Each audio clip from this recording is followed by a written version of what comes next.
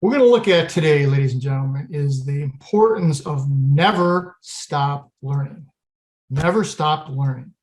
Now, Dr. King once said, whether it is life, politics, or business, progress is neither automatic nor inevitable. It requires continuous dedication and struggle. Now, we're all going to go through many phases in our professional life. Now, the key to being successful in addressing all these transitions is to never stop learning. Mike Martin is an example of someone who has never stopped learning. He's my guest today. Let's meet Mike. Mike Martin is a retired naval officer. Now, he served as a supply logistic officer in Vietnam, boots on the ground in Vietnam. After his stellar Navy career, Mike found success in several different areas. Now, he is the epitome of someone who has never stopped learning. Mike is also a contributing author to my upcoming book, Business Secrets from the Battlefield to the Boardroom. Now, this is a book, stories written by veterans, veteran spouses, children, and supporters. It's coming out in March. Be looking for it. So, Mike, welcome to Life Altering Events. Hi there. How are you this morning? I'm wonderful. Good to see you, my friend. Now, Mike, you joined the military and volunteered during the Vietnam War at a time when so many people were trying to avoid this. Why did you do that? Well, let's back it up and tee it up exactly the sequence of events. I was already 18 years old in my senior year of high school. Mm-hmm. I graduated on a Friday in early June of 1965. I had already been accepted to the university, so I started summer school 2 days after I had walked down the aisle at high school graduation. So started the university on Monday in summer school, and Thursday of that first week, guess what came in the mail to me? Your draft notice. A draft notice. You got it. Yes. Greetings. You're hereby ordered for induction. Anyway, it had a date that was a few weeks out, or not. Maybe it was even a month out. So by then, summer school at the university level is very accelerated. So based on that, the draft board had no option but to give me a 2S deferment. But the guy that was Army that was running the draft board looked at me and says, you got in under the whiskers, didn't you, buddy? And he says, but you're not going anywhere next year when I call you back. And then he said, see that guy over there dressed in that Army green? It's going to be a good color on you. Anyway, so I continued in school. Before the end of the summer, I was able to find through the United States Navy Reserve Program, a program that allowed me to enlist, but delay going on active duty. So I would be just drilling at home in Tucson. But then he offered me a deal that says, you're in college, you want to become an officer. I said, yep. He says, well, here's a second contract. Sign this contract. It's called a contingency contract. If you get your degree, we'll send you to OCS. Pure and simple. Wow. Pure and simple. So I went to enlisted boot camp in San Diego, California. Mm-hmm. It was a short boot camp, but I did go to that. Came back, started going to the meetings, doing all that, progressing through my schooling. And then I was doing so well and accelerating in my schooling that in the summer of 67, they sent me back to the first half of OCS. OCS at that time, Officer Candidate School, was an 18-week program. Mm-hmm. And they split it in half for other people in this reserve officer candidate program. So I went to the first 9 weeks, and it was a tough 9 weeks. Newport, Rhode Island, in the middle of summer. It's very hot, humid. We were wearing khakis, but long sleeve khakis, and we had to wear a tie, a necktie. Every day we were there marching and doing our stuff. Wow. Came back after that summer. More school, full loads to get to where I needed to be. I had to take summer school again in the summer of 68. So I finished the last classes in August of 68. I finished the very last class, and I knew that I had passed it.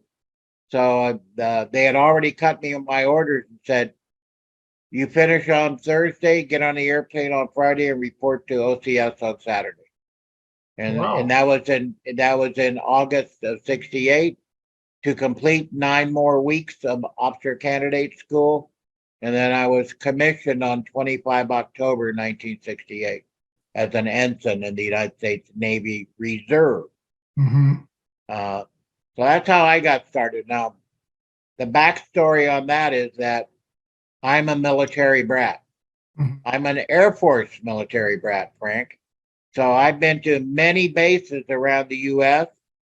I lived in France when I was a kid, when before de Gaulle kicked us out, and then I moved to when de Gaulle kicked us out. Most of the Air Force personnel went to Germany, but there were several of us that went down to Morocco in North Africa to the air base down there, and got to enjoy that. That was a very interesting time as well. So I finished. I think it was 6th and 7th grade there, but very, very interesting time. And then the king of Rabat kicked the Americans out of there. So we were one of the last old Constellation DC-7s that came home, and Wow. I came back to the States in 1960. 1960. So it's been quite an adventure. So Yeah. then you get through all that. You're a supply officer. You go to a combat zone. So what's a supply officer do in a combat zone? What was your role? My role in Vietnam was quite interesting. I was assigned to the naval support activity in Da Nang. There were 2 big naval support activities in Vietnam. The one in Da Nang and then the one down in Cam Ranh Bay. Both of those 2, they were man-made ports built by the Seabees so we could unload all the cargo ships, the Merchant Marine and the Navy cargo and ammunition ships, so we can get them unloaded and get all the whatever it happened to be to the consignees. The consignees in all these cases were our military. Mm-hmm. So Army, Navy, Air Force, and the Marines. In Da Nang, I got assigned to the Freight Operations Division, and my job title was Freight Expedite Officer. In English, I was a 22-year-old ensign in the Navy in charge of a fleet of 180 trucks and drivers that were moving the cargo off the piers. And our goal, we'd bring a cargo ship in fully loaded to the piers at first light in the morning, and by dusk we had to have it clear, empty, and out of there. Wow. Because we did not want to ever have a ship at the piers overnight, because Charlie was sending mortars and rockets trying to hit. If they could just, all they had to do is hit one. That's and right. that's going to slow the operation down significantly. So during my 1 year, we did not ever have a ship there overnight. Outstanding. Thank goodness. And actually what ended up happening is about 9 months into my tour over there, we received a presidential unit citation as the #1 cargo handling facility in the United States Navy, worldwide. Wow. That's impressive. So I felt honored that I got to play in that game, because it was quite interesting, and I got to do a lot of things. I had to drive a truck around, sometimes leading a convoy of ammo or things of that nature. So I had Navy CB drivers, I had Korean contract drivers, I had Korean ROK Marines driving for us, and then I had a large number of South Vietnamese contract drivers. And the South Vietnamese were the ones that were interesting, because about once a week we would lose a small truck, a 4x kind of a truck, Mm-hmm. with cargo that was usually beer or soda or food, and it would disappear into the villages. And so that I'd get a call from the shore patrol saying, Mr. Martin, one of your trucks is over here. And I said, are the keys in it? Yeah, the keys in it. Is it look damaged? No. Okay, I'll bring a driver down. So Come I get take a it. driver, we pick up the truck, and the Vietnamese didn't care, So, and we didn't know what color pajamas they wore at night because they could have been working for us in the daytime and they might have been shooting at us at night. Exactly. That was one of the It was an challenges. interesting job. So you're 22 years old and you have to get stuff. The attention to detail had to be phenomenal because if you get the wrong thing to the wrong place, people die.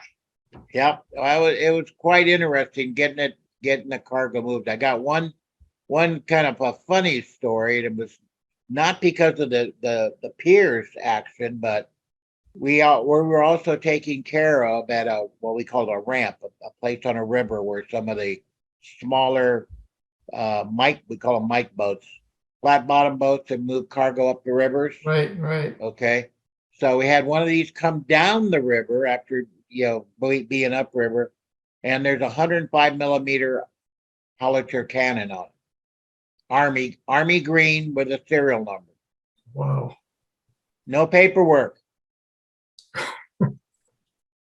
No paperwork. So I, being logical, I said, well, it's Army, it's green, it's got a serial number. First Logistics Command's going to take that. It's Army. They should just take it.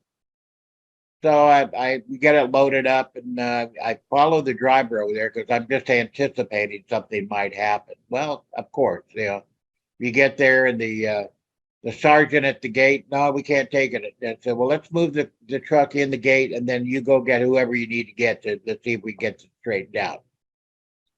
Well, I went to 5 stops. The 5th stop was finally the bird colonel.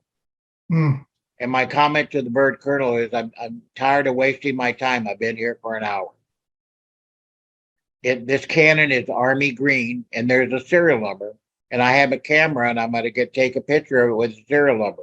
I'm going to submit that to your chain of command and to CID, the Army Criminal Investigative Service. Mm-hmm. And the colonel says, no, don't do that. I said, well, if it's not off my truck in about 5 minutes, I'm taking this thing up after I take the pictures, and I'm going to throw this cannon in the river. So your decision. Wow. It was off the truck in 2 minutes.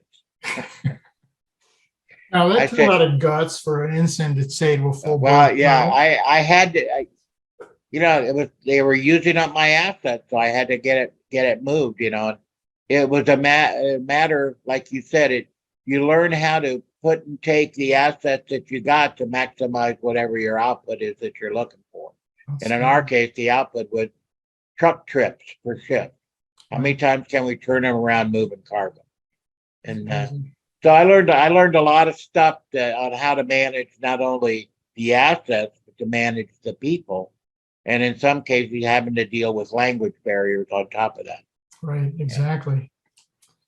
So you had a wonderful military career. Now, this was a question that when I was met you and reading your story, most veterans get out and they try to go into a field that was similar to what they did in the military. You didn't do that. No, I went into something totally different. Yeah. I didn't retire, Frank. I got out after about 4 years active duty. And then I was a reserve officer, although the Navy was still trying to get me to go regular Navy. And when I got out, I had this notion, and I've been studying a lot, like the personal development stuff, is that being a military brat, a lot of times it took me a while to break out of my introvert self. Right. Especially moving around as many places as I did. 3 high schools, 3 different states. So I was pretty much an introvert, and I wanted to get out of that. So one of my duty assignments, I was stationed at a Marine Corps base after I came back. Mm-hmm. And then I went to an Air Force base. Well, from the Marine Corps base, one of the civilians that worked for me, ended up leaving government service and went to work for a retired Marine Corps colonel who was a headhunter. As I'm getting out, I make a phone call. I get a phone call back. We got it all set up, Mike. You're going to fly over here to Orange County on Friday, and you're going to be here Friday and Saturday. You're going to have 2 interviews on Friday and 2 interviews on Saturday. The last interview is on Saturday afternoon out on Newport Isle. Nice place. Newport Isle at this guy's house. It turned out the guy was a lieutenant, not a retired, but a former naval aviator lieutenant commander. Mm-hmm. And he was working for this little company called Xerox. Yeah, little company. back in those days. And then he said, Mike, you're hired, no problem. Now we just got to get you through the next 2 interviews, but I'll get you prepped for that, no problem at all. He says, Xerox at that time was actively looking for junior officers that were getting out of the military to go into sales. Why? Because they had certain skill sets that made them be more aggressive at times, leadership skills, speaking skills, all of those different kinds of skills that are directly transferable. And then all they did was then Xerox at that time owned a world-class sales training company. Yeah, and that was what I wanted to do. I wanted to get that sales training. My 5-year plan at Xerox ended up being 22 years and several promotions in the interim in several different fields, which is kind of interesting. I started in sales, but I went into sales management. I was in personnel management. I was in contract management. I actually helped Xerox negotiate large contracts with companies. Mm-hmm. So I had a very interesting career, and I spent 1 year at their corporate headquarters in Connecticut. Mm-hmm. I went from Southern California, Connecticut, and then back to Northern California. It's amazing that Xerox had the wherewithal to see the value of a veteran, particularly someone who had authority very young. One of the things I hear from a lot of veterans, Mike, is the military spent hundreds of thousands of dollars training me on the most sophisticated equipment in the world, and I come out and I get an entry-level job. Yep. Driving a forklift. Right? Yep. No, most of the corporate senior people that I've talked to over the course of time don't directly relate it. The transferable skills. And it's not only for the officers, because officers are getting a heck of a lot more recognition over time. And one of the things that's kind of interesting, especially academy grads, for example, any of the academy, mm-hmm. they for some reason think, well, that's super special. Well, yeah, it is special. It's a great training there. But all the other officers get a similar kind of training when they're within and when they're actually doing those jobs. Mm-hmm.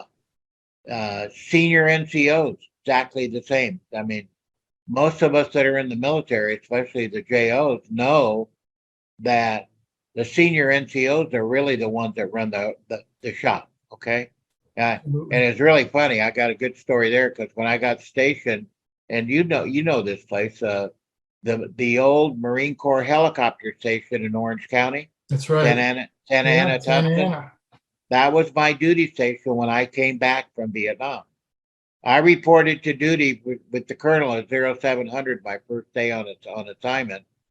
He calls me in his office. Oh, welcome, Mr. Martin. He says, I would like you to return tomorrow morning at 06:55, and you will have no hair on your face. I had a mustache. Really? And that back when I was in the time of Zumwalt, and Yep. Zumwalt had really relaxed the hair things because of the Vietnam conflict. That's right. I remember. So I had to go. I went in the next morning, clean shaven, but I was part of. See, that was a unique part of my role, or the jobs that I had. It's that position at that base. I was on the senior staff for the base. I was the Navy supply officer for that Marine Corps base. Wow. And it was very interesting. But I reported to duty then to my supply department, and I had a chief warrant officer Marine, and I had a couple of gunnies, and they said, Mr. Martin, bro, we're going to take care of you. You just don't worry about it. The staff here, the civilians, everybody, we've got it covered. What we would like you to do is to go home, play golf. If we need you, we'll call you. Then you better get your ass in here to the office real quick. So I said, Tough yes, duty. sir. Yes, sir.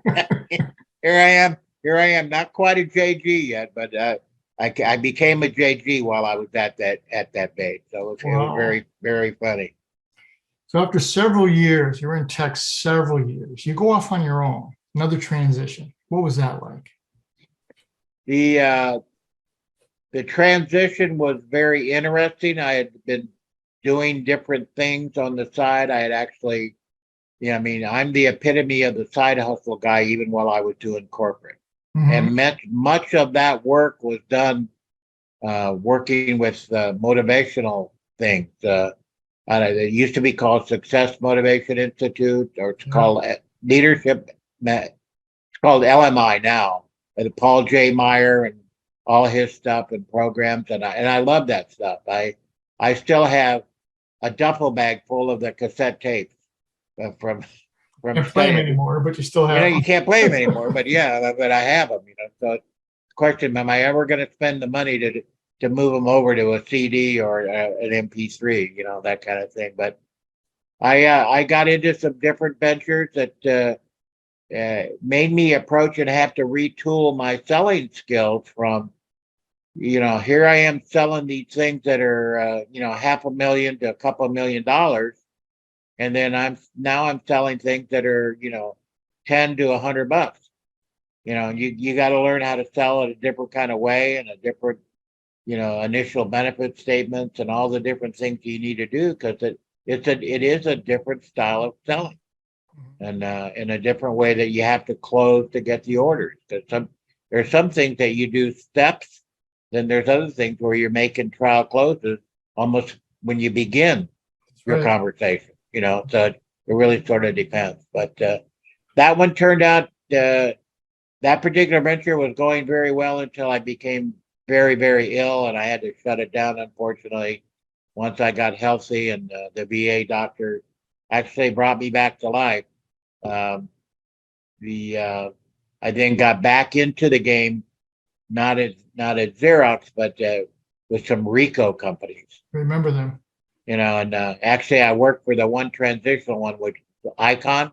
I know one name, and I got recruited out of Icon to go work for an Israeli company, which was the biggest adventure that I had. And that was the ones; those were the guys that invented the digital color printing press. Mm-hmm. And so I was with them for about 4 years as Indigo, and then this little company called HP bought them. bought them. Yeah. So I went through that transition, which was a 4-year transition, because HP culture says we don't ever keep you salespeople because we know we can do it better. So I rode that pony as far as I could ride the pony, Yep. and took advantage of it. I learned a few things from HP, but then transitioned out of that, and then got into the RICO side. And then from there, RICO was changing all different kinds of things. So I ended up going with about 4 different companies, always with the same kind of organization and the people, because we didn't have that many of us around when we first started. But it was fun. And then, let's see, about 2013 or so, I had hit that my target goal was hit the Social Security age number, right? Right. And then the secondary goal was to get to max it out at 70 or Right, 71, right. whichever. Well, I got to 67 before they caught me and said, "You're fired."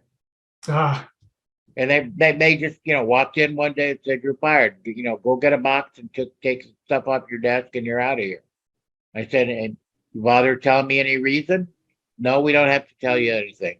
hmm. That would happen to me in Walnut Creek, Frank.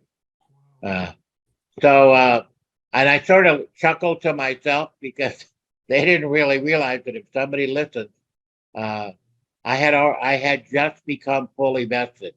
They could have forced me to retire, but they didn't. So I rode the unemployment line till I maxed it out, and that's really when I started selling full-time my holistic health products that I'm currently doing right now. Good. Let's talk about that a little bit. So all these experiences led you to this health and wellness focus. So what was the driving force on the health and wellness? The driving force behind the health and wellness goes back to my early career when I was in Vietnam.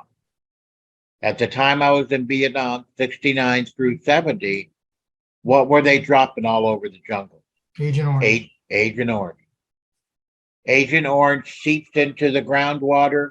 The groundwater seeps down through the rivers and the creeks, comes downriver into the water systems that we're using, even at the in the heart, close to the harbor where I was.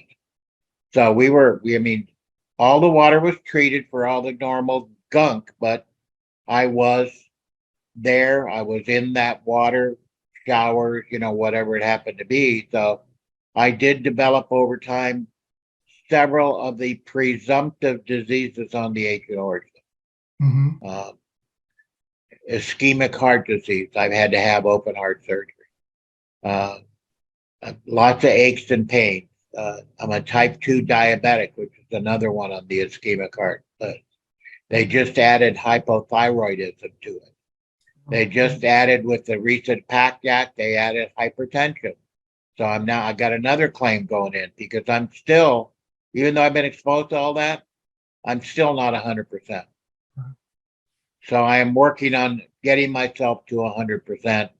But that focus with the Agent Orange stuff is they kept Western medicine docs at the VA kept pushing drugs on me.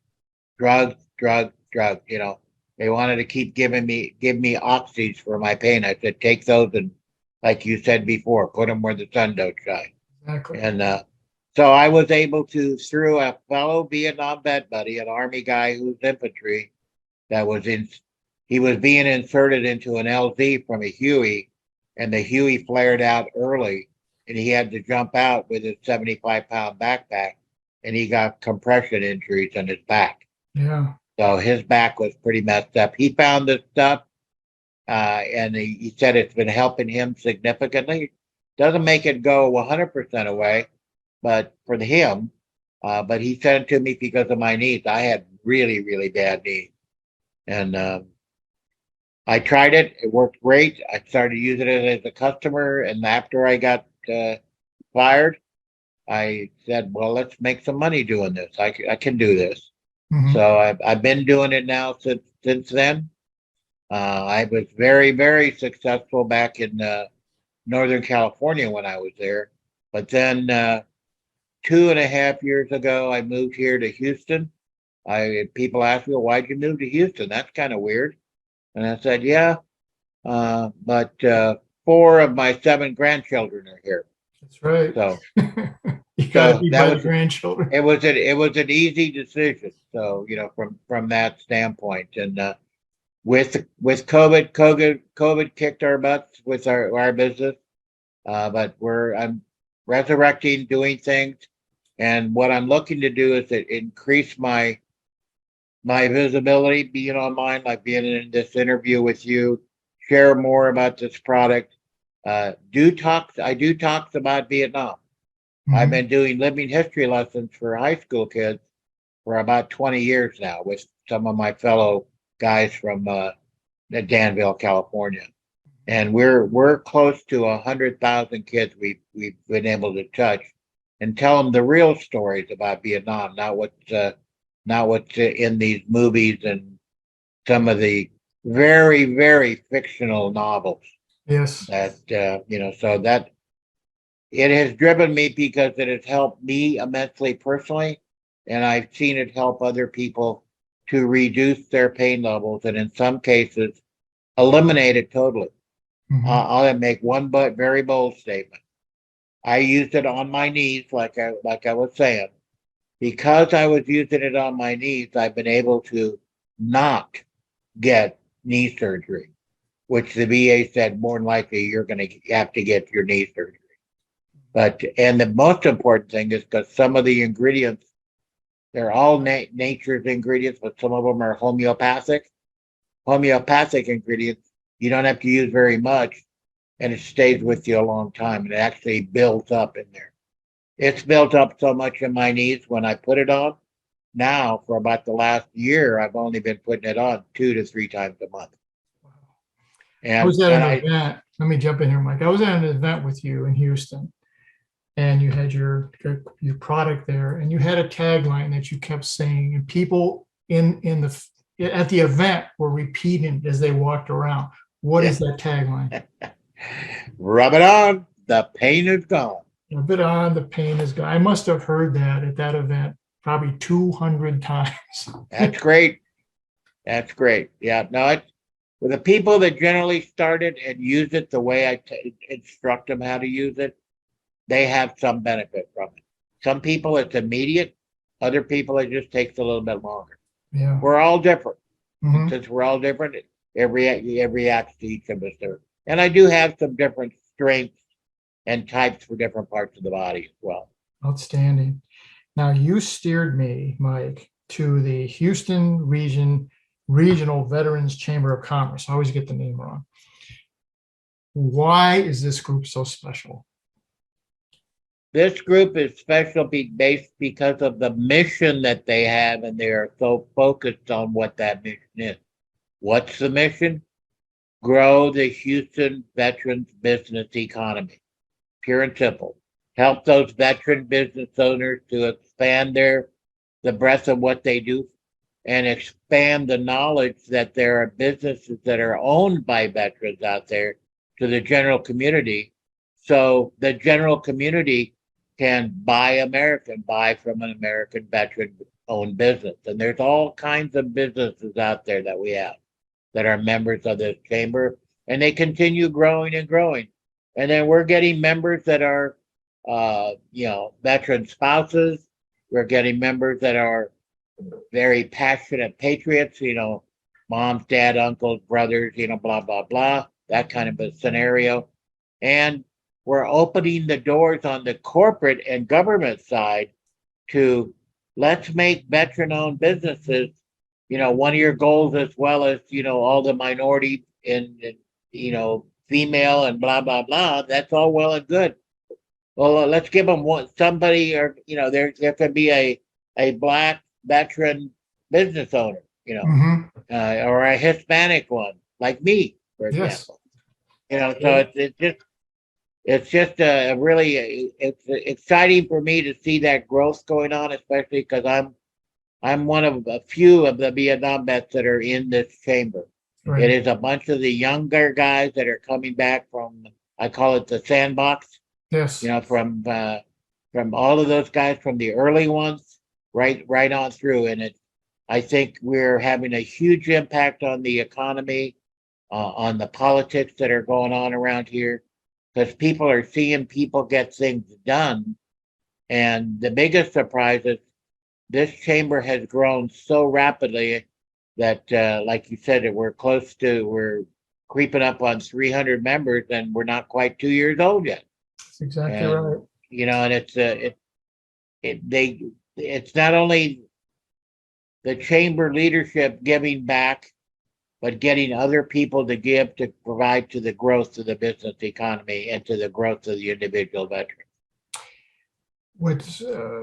I talked with John Cackles, who's the executive director, and one of the things that he said was, we've never met a person that does not want to help a veteran, but they don't know how. Exactly. This chamber is showing them the how. That's a good way to put it. Yes, I totally agree with him. Outstanding. Well, Mike, we're just about running out of time. How can people get a hold of you? Best way to get a hold of me, my phone number, 925-323-1093. Or send me an email, askmikemartin@gmail.com. And that also happens to be my website, askmikemartin.com. Try to keep it simple. It's as easy as possible. Now, ladies and gentlemen, Mike Martin is somebody you need to know because he is a connector. If you have a question, if you're trying to do something, he knows somebody who can get it done for you. This is a very influential man. in the world, and you need to know who he is. Now, as I said, we're just about out of time. I want to thank Mike Martin once again for sharing the story of all these multiple industries and all the things that he has accomplished because he never stopped learning. It's amazing. You can see Mike's story, more details on it, and several other veterans and spouses and parents and children in the book, Business Secrets in the Battlefields of the Boardroom. It will be out in late March. Now you can watch this show on ROKU TV, or you can see it on my YouTube channel, and I keep it simple too, Mike. Frank Zaccari. That's the YouTube channel. Let me leave you with this, as I do every week. None of us are in this alone. And the secret to walking on water is to know where the rocks are. And today, Mike showed us where many of those rocks are. Join us next week. We look into another life-altering event. Thank you again, Mike. Thank you, Frank. Appreciate it.